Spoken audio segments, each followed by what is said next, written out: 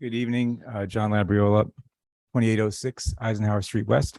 I'm also a candidate for Inverness City Council, and I don't necessarily want to speak against this particular ordinance because I don't have that big of a problem with the senior housing. But I heard a comment earlier about the next generation, the younger generation, affordable housing, and I've been knocking on doors, throughout Inverness and including around the area of Colonnade that was mentioned. And the neighbors are not necessarily happy with that kind of development, the low income housing, because what I've seen, and I actually walked the Colonnade area as well with the walk list that I printed out from the Supervisor of Elections office, and I noticed that it's overwhelmingly Democratic.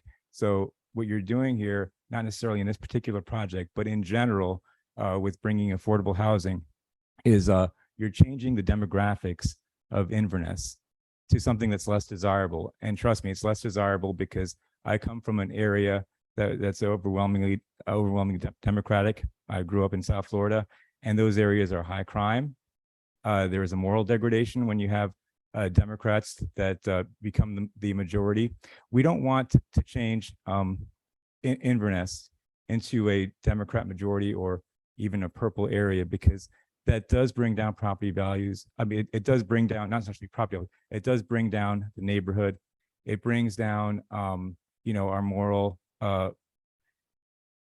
it brings down our moral character when Democrats come to dominate an area or even just grow, in their numbers. Again, I'm not talking about this specific ordinance, but in general, I want you to look at that, because when you talk about bringing in new revenue by bringing in new projects, I think we need to look really at both sides of the ledger, and not just like how we're growing in revenue, but also how we're changing the character of our community to really degrade the quality of what we have here. We want to keep it a Christian conservative area. I think that's what most people that I talk to surrounding these areas want.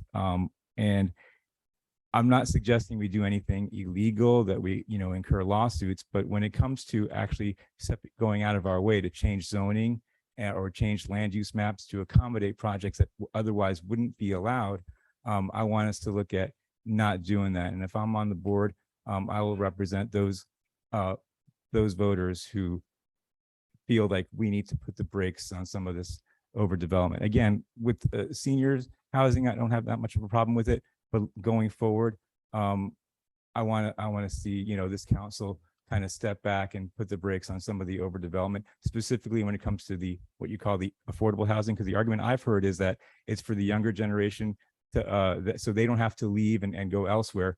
But we're getting people, when I go through these communities, it's not the younger generation or the next generation of the people that already live here.